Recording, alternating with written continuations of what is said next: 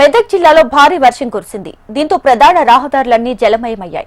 17 సెంటీమీటర్ల వర్షపాతం నమోదవడంతో సాయినగర్, గాంధీనగర్ నీటితో నిండిపోయింది. అజంపూర్లోని ప్రభుత్వ బాలికల కళాశాల చెరువుని తలపించింది.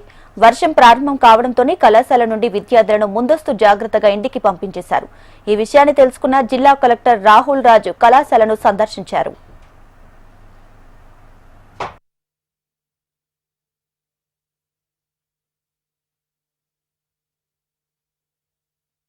నమస్కారం. సో ఈరోజు ప్లస్ రేపు కూడా మనకి భారీ నుంచి అతి భారీ వర్షాలు కురిసే అవకాశం ఉంది.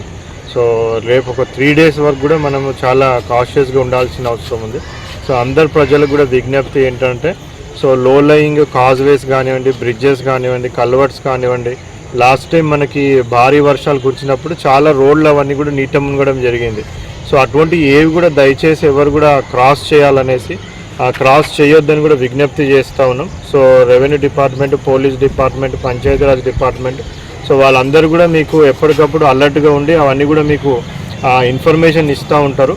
సో దయచేసి ఎవరు కూడా ఈ ఓవర్ఫ్లోయింగ్ రోడ్స్ అవన్నీ కూడా క్రాస్ చేసి మళ్ళీ వాటర్ ఫ్లోకి కొట్టుకుపోయే ఛాన్స్ ఉంటుంది. కాబట్టి ఎవరు కూడా క్రాస్ చేయొద్దు అని కూడా వాళ్ళందరికీ కూడా విజ్ఞప్తి చేస్తూ ఉన్నాం. పర్మనెంట్గా కూడా సో పదే ఇట్లాంటి సమస్యలు రాకుండా ఉండడానికి కూడా పర్మనెంట్గా కూడా ఏమేమి టేకప్ చేయాలని కూడా మరి ప్రభుత్వం మనకి ఎస్టిమేట్స్ అవన్నీ కూడా వేసి పంపించమని చెప్పడం జరిగింది. అవే కాకుండా మనకి స్కూల్స్, రెసిడెన్షియల్ స్కూల్స్, కాలేజెస్ అవన్నీ కూడా అక్కడ కూడా ఏమైనా ఇబ్బందులు ఉన్నట్టయితే హెవీ రెయిన్స్కి సో వాటన్నిటిని కూడా ఇన్స్పెక్షన్ చేసి ఈ విధంగా చూస్తాం. సో ఈ విద్యార్థులకు కూడా ఇబ్బంది కలగకుండా సో అది ఆల్రెడీ ఇంతకుముందు ఎప్పుడు కట్టినా కొద్దిగా లో లయింగ్లో కట్టినట్టు కనిపిస్తూ ఉంది. సో మరి దాన్ని ఏ విధంగా మనము ఇంజనీరింగ్ వాళ్ళతో మాట్లాడి శాశ్వత పరిష్కారం ఏం చేయగలుగుతామో అవన్నీ కూడా చేయడం అనేది జరుగుతుంది. గుడ్ ఈవినింగ్ అందరికండి. ఇవాళ 2.5 hours to 3 hours భారీ వర్షం మెదక్ డిస్టిక్లో కురవడం వల్ల మా ప్రభుత్వ బాలికల జూనియర్ కళాశాలలో వాటర్ మొత్తం రావడం జరిగిన వెంటనే మేడం గారు నాకు కాల్ చేశారు, principal of GJC girls Medak.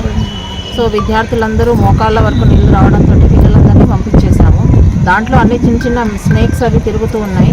భయాందోళనకు గురి అయి పిల్లలందరినీ లెట్ ఆఫ్ చేశాము. తర్వాత రిమైనింగ్ స్టాఫ్ 4 o'clock వరకు స్టే చేయాలి కాబట్టి 4 o'clock వరకు స్టే చేశారు రిమైనింగ్ స్టాఫ్, ప్రిన్సిపల్తో సహా. తర్వాత కలెక్టర్ దృష్టికి తీసుకెళ్ళాము, మా కమిషనర్ ఆఫ్ ఇంటర్మీడియట్ ఎడ్యుకేషన్ వారి దృష్టికి కూడా తీసుకెళ్ళాము. సార్ కూడా మన కలెక్టర్ గారితో మాట్లాడడం జరిగింది. సార్ వచ్చి ఇక్కడ సందర్శించడం కూడా జరిగింది.